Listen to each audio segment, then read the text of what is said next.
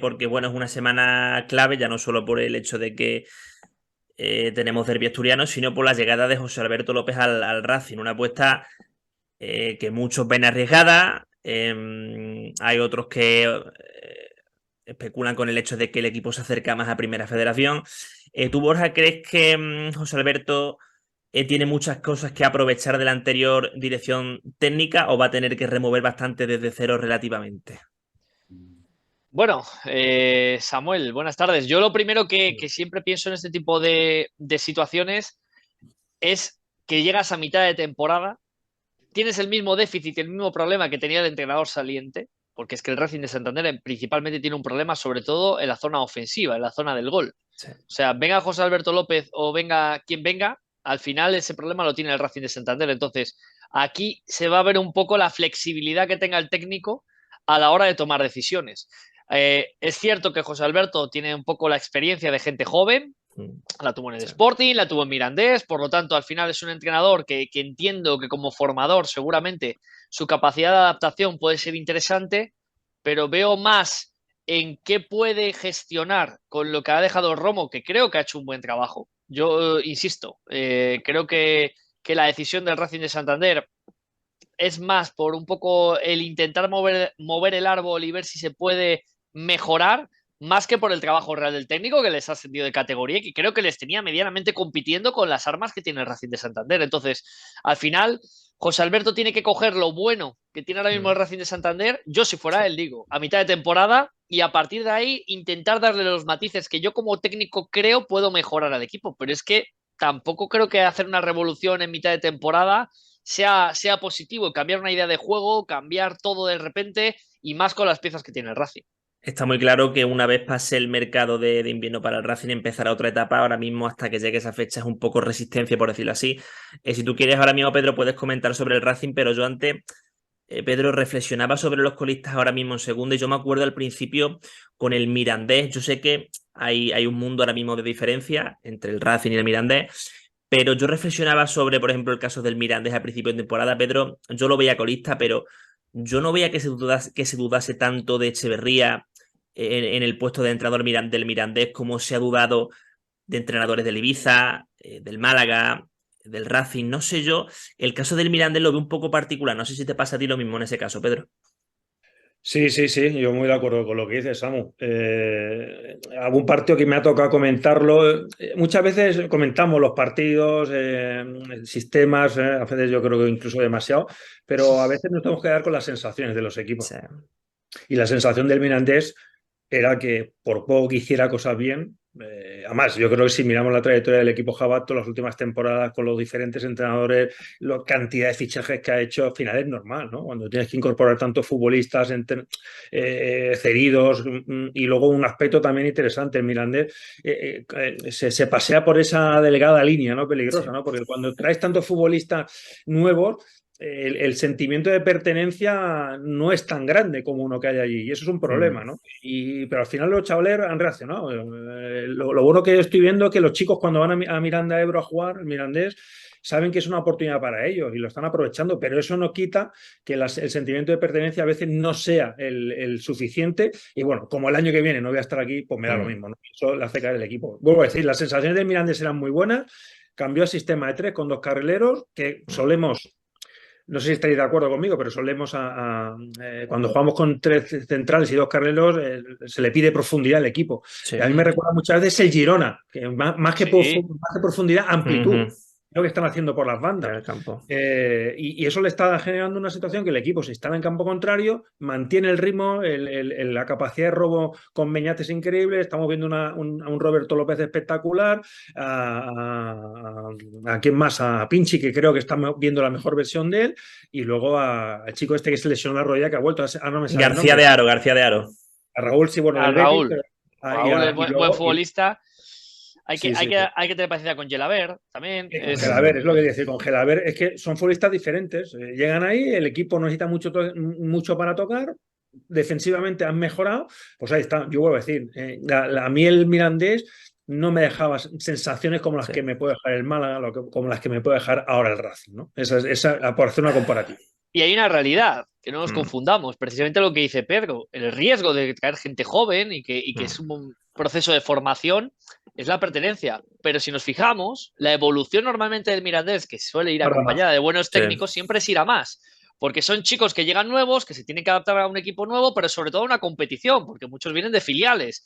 Entonces, el Mirandés siempre hay que cogerlo un poco con pinzas al inicio de la temporada, porque esos futbolistas van madurando durante la competición y es un equipo que al final siempre va normalmente de menos a más. Y eso es muy importante en Sí, segunda división. Al final el Mirandés no deja de ser un filial, más allá de que Eso esté en la es.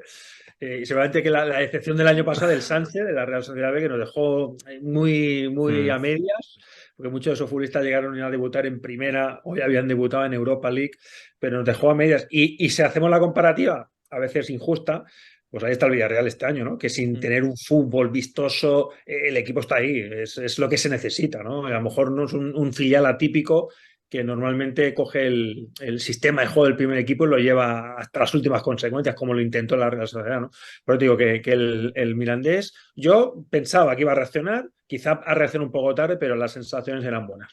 Ha sido fundamental ese aspecto que comentáis de que es un equipo muy joven, con jugadores cedidos, poco que perder, por tanto, mucha capacidad para arriesgar. Y bueno, sigo en el descenso, Borja, porque tenemos a Málaga y Ibiza, los dos han cambiado de entrenador, dos mundos también más o menos paralelos, pero lo hemos hablado contigo alguna que otra vez en Fondo Segunda. Tú, por ejemplo, al Málaga, con Pepe Mel al frente, lo ves hecho de otra pasta, un entrenador eh, mucho más dirigido a este tipo de circunstancias. Y yo no sé si en tu caso, nada más oír el nombre de Pepe Mel llegando al Málaga, te dio unas vibraciones de mucha seguridad a la hora de poder remover todos los escombros que tenía por entonces el Málaga y apunta mucho más de forma convincente que el nombre, por ejemplo, de Lucas Alcaraz, que aún tiene que tener tiempo por delante, pero no sé si nada más escuchar el nombre de Pepe Mel sentiste algo que te hizo pensar que era certero que el Málaga tenía muchas posibilidades de salir. Uf, es que luego hay que ver muchos contextos, ¿no? Es que el Málaga venía de un técnico que era Guede, Mm, que había tenido una toma de decisiones un poco irregular y que para mí, desde mi punto de vista, le quedó grande la experiencia de la Liga Española. Y es sí. al final demostrable. Creo que Guede llega en un momento muy necesario el año pasado con un Málaga que parecía que iba cuesta abajo hacia Primera Federación y que iba a caer en esa competición. Sí. Y el Málaga trajo un símbolo. Málaga no fue a buscar un entrenador. El Málaga fue a buscar un símbolo que pedía su afición del malaguismo, porque Guede era muy querido. Guede siempre salía en las quinielas. Seguramente lo pedía la gente sin haberle visto su carrera en México. O sea, simplemente decían, queremos a Guede porque Guede había sido futbolista y porque Guede era un tío muy querido en el Málaga. Entonces, el Málaga trajo un símbolo para cambiar una inercia. Y eso a veces funciona, no hace falta ser un gran Mm, técnico. Muchas veces el bloqueo del futbolista es de cabeza. Y el que venga un tipo admirado por el público, admirado por la gente, provoca en el vestuario un cambio de aire que muchas veces es beneficioso. Y al Málaga le benefició. Los números de Guede del año pasado no son tampoco una maravilla. El Málaga se mm, salva, y yo lo digo siempre, porque el año pasado hubo 4 equipos muy flojos en la categoría que compitieron bastante mal. Si no, Málaga y Sporting de Gijón este año estaban en Primera Federación. Y sí. eso es una evidencia. Entonces, claro, empiezas ya el proyecto con Guede.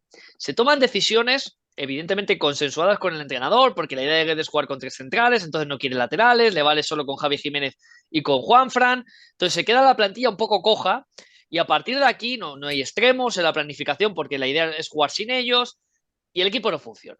El Sí. equipo no funciona, se cae Guede y viene Pepe Mel. A mí cuando oigo eso, digo, hombre, viene Pepe, tipo con experiencia, que se la sabe ya de todos los Mm. colores, que ha entrenado en todas las categorías de fútbol español. Un tío así tiene la experiencia suficiente para salvar al Málaga. Y yo la sensación que tengo es que el Málaga está viviendo de una cuestionable preparación de pretemporada, desde mi punto de vista, porque físicamente era un equipo que al principio le costaba mucho, tácticamente era un caos. El Málaga en las primeras jornadas, si podéis ver repetidos los partidos, era un auténtico desastre. O sea, no había ningún criterio ni a la hora de presionar, ni a la hora de bascular, ni a la hora de defender. Y Pepe Mel empezó lo primero, dijo, mira, lo que te decía antes de José Alberto, esto es lo que tengo, esta es la base que me han dejado, voy a empezar a mover piezas. Y lo primero que fue es ir colocando el equipo que mejor competía. A lo mejor no eran los mejores futbolistas en algún momento, pero el Sí. que mejor iba compitiendo y hasta quedado con la tecla. A mí la sensación que me da el Málaga es que el Málaga compite bien. Que le fallan cosas que tendrá que intentar corregir en invierno y que algunos futbolistas recuperen su nivel. Porque en Diaye no está a su nivel, en Diaye ahora mismo es suplente, un futbolista que debería ser principal. Rubén Castro marca un gran gol contra el Granada, pero su temporada es bastante mala, está fuera de nivel. Es decir, el Málaga, sin tener banda, está confiando en exceso, creo que en Fran Villalba, que está siendo una temporada muy discreta, un jugador que se supone que por el talento, aunque siempre ha sido un jugador irregular, pero en Málaga se esperaba mucho. Gallar encima ha tenido la desgracia familiar. Es decir, son muchos aspectos que el Málaga necesita potenciar. Pero Pepe Mel hace que el equipo compite. El día de Granada puede ganar el partido. ¿Que lo puede perder? Hombre, joder, es el Granada. Es normal que lo puedas perder. Pero el otro día con el Ibiza, fíjate, quizás especuló demasiado porque se vio muy, muy tranquilo, porque vio que no le hacía daño el Ibiza, el partido estaba muy controlado y en una acción aislada, en un error defensivo, cuando estás abajo, y Pedro Nieto, que ha visto muchísimo fútbol, lo sabe, equipo que está abajo, perro flaco, todo pulgas. La primera que llega al Ibiza sin mucho peligro, te la cascan. Y esa es la realidad. El Málaga compite. El Ibiza con Alcaraz, pues 4-4-2, equipo muy sólido, mucho balón parado, mucho de intentar cazar una contra, pero el Ibiza tiene un déficit, yo creo, también de inestabilidad de club. Y eso en el jugador, y Pedro, que ha sido futbolista, se nota. Sí, inestabilidad de club que yo creo que sigue habiendo, aunque fechas atrás más ha sido, Pedro, en el Zaragoza. Un Zaragoza que bueno, que viene de un maremoto en el que se echa al director deportivo, se echa a Carcedo, viene Escribá, pero ahora de golpe el equipo viene de ganar el derbi Aragones contra Huesca, 3-0 en la Romareda, de una manera muy firme, convenciendo. Qué importante, Pedro, era el hecho de recuperar a jugadores clave como Jair, Francho, unos cuantos más, etcétera. Un equipo que ahora sale enchufado a los partidos en un contexto en el que le hablábamos fechas atrás, no sabíamos decir el motivo concreto porque eran muchos por los que el Zaragoza tenía pinta de que no iba a remontar mucho. Sin embargo, de momento las sensaciones son de equipo lanzado hacia arriba y que Escribá parece que ha dado con la tecla. Sí, sí, pasa que el Zaragoza me pasa algo, no sé si os pasará. Yo es que el Zaragoza, post pandemia, es un equipo deprimido. Sí, sí, totalmente. Para mí, ¿eh? O sea, yo recordaros antes de la pandemia el equipo que iba lanzado. Yo creo que si no hubiese habido pandemia el equipo sube directamente y post pandemia el equipo se cae de qué manera y ya lleva enlazando 2 temporadas que ya no solo juega contra los rivales, sino que juega muchas veces contra el mismo. Sí. Lo que pasa es que del Zaragoza me pasa que al final sí llega un grupo nuevo, pero claro, cuando llega un grupo nuevo tampoco puedes esperar milagros, porque es que al final si tú coges el equipo, Borja, Samu, al final yo creo que es el mismo equipo la base. Igual no le puedes pedir más de lo que tiene, entiendo. Es un poquito lo que le ha pasado al Sporting o al Oviedo, ¿no? Que llegan grupos nuevos y la gente se ilusiona y dice, bueno, pues ahora este año sí, pero si tú miras la plantilla, es la misma plantilla que sufrió el Zaragoza el año pasado, sí. que le cuesta marcar, que no es capaz de enlazar. Ahora parece que el Zaragoza sí, ¿no? Que ya lleva 5 partidos sin perder, pero enlazar 2 victorias consecutivas en segunda ya es difícil, pues el Zaragoza también, ¿no? Yo no veo un Zaragoza mucho más mejorado que a principio de temporada. Creo que tiene buenos jugadores, creo que le dan falta jugadores como Jair, que si es un futbolista clave, como... ¿no? Azón, ¿no? Que si está bien ha mejorado muchísimo. Fichajes que sí, que seguramente que se han adaptado a la llegada de Carcedo, pero que al final, el juego de Carcedo al final, vuelvo a decir, a mí me encanta, pero tú tienes que tener futbolistas arriba determinantes y el Zaragoza no los ha tenido. Si miramos hacia atrás los delanteros que ha tenido el Zaragoza y ha sido una locura, que ha sido Azón seguramente el mejor, pues al Zaragoza sin gol, pues tampoco se le puede pedir más. Yo vuelvo a decir, yo el Zaragoza creo que está donde tiene que estar, seguramente que la afición les puede llevar hacia arriba, ¿no? Porque obviamente ir a la Romareda a jugar extensión, pero yo al Zaragoza no le pediría más que la permanencia a día de hoy. Los fichajes, bueno, algunos han llegado bien, otros pues parece que no funcionan, como el de Gueye, que parece que no se está integrando. Pero bueno, me quedo con que el equipo ha sabido reaccionar. Destitución a nadie nos gusta nunca. Carcedo, que aparte que fue compañero mío, pues no te gusta. Pero creo que hay que aferrarse a la categoría y competir y el no cometer errores. Hay contrastes muy altos con los presupuestos, ¿no? Los que van a aspirar a subir, que obviamente tienen ese puntito de más, esa capacidad goleadora. Pero si nos fijamos en la segunda división, creo que no digo una tontería, al final es no cometer errores, encajar poco y a partir de ahí la calidad individual que muchos equipos tienen, pues ponerla al servicio del equipo. Pero vuelvo a decir, Zaragoza para mí, vuelvo a decir, con todo el cariño que le tengo y ganas de verle seguramente en categoría, en vuelos más altos, yo creo que está donde tiene que estar. Es Sí. una realidad, ¿no? Yo creo que perdemos un poco la perspectiva. Las aficiones de Málaga, de Oviedo, de Zaragoza, Sporting. Yo creo Sí, que sí. el peso de la historia provoca que el aficionado le genere esa presión sin darse cuenta de que Y su lo equipo digo, Borja, es más y se merece más. sí, yo lo digo, Borja, ya con la perspectiva de 21 jornadas, como aquel que Sí, dice. Pues sí. llevamos 5, pues bueno, pues venga, va. A lo mejor vemos otra versión de un futbolista del Zaragoza que no habíamos visto 2 semanas atrás, o una temporada atrás. Al final yo creo que ya con 21 jornadas tenemos una perspectiva y sabemos cuáles son las carencias de un equipo y las virtudes, eso es así. Sí, Pero y Pedro, que... además yo en verano, y perdona Samu, Sí, sí. cuando hablas en Málaga, por ejemplo, que yo voy mucho, y empieza el verano, todo el mundo te dice, es que el Málaga tiene que subir porque es el Málaga. Ya. Y yo siempre le doy el mismo argumento. Digo, ¿sabes qué pasa? Que si yo me voy ahora a Asturias, hablo con un tío del Oviedo y dice, el Oviedo tiene que subir porque es el Oviedo. Y si hablo con uno de Sporting, me dice, el Sporting tiene que subir porque es el Sporting.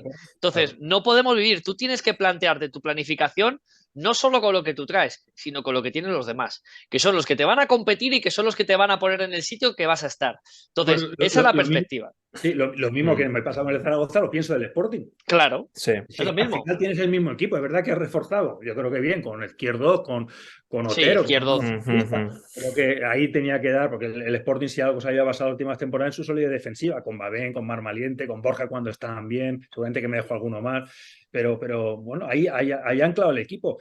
A partir de ahí a crecer, pero es que al final tienes los mismos recursos, ¿no? A La mí, por misma ejemplo, base, ¿no? Sí. sí, y hablando un poquito, volviendo al Racing, que creo que se puede enlazar con esto, ¿no? Si tú a José Alberto le vas a dar los mismos recursos que a Fernando Claro. Romo, ¿qué vas a cambiar? ¿Qué vas a cambiar? Vuelvo a decir, un cambio de entrenador al futbolista le provoca pues obviamente un empeoramiento de la situación, estimula al futbolista y es ahí muchas veces donde los clubes se aferran, ¿no? Cambia un entrenador para que el futbolista se espabile, pero el Racing tiene que mantener algo, lo decía Borja, muy preciado, su solidez defensiva. Dentro de lo malo creo que ha sido de los mejores equipos y ahí está, ¿eh? Son 17, 18 goles, con lo cual está por debajo o en la media. El problema es arriba, pero si tú al Racing no le traes obviamente gol, que va a ser difícil, porque al final el gol se paga y el gol lo va a querer cualquier otro equipo, pues vas a tener un problema, ¿no? Con lo cual, a ver qué. Yo tengo expectativa a ver qué hace José Alberto, claro.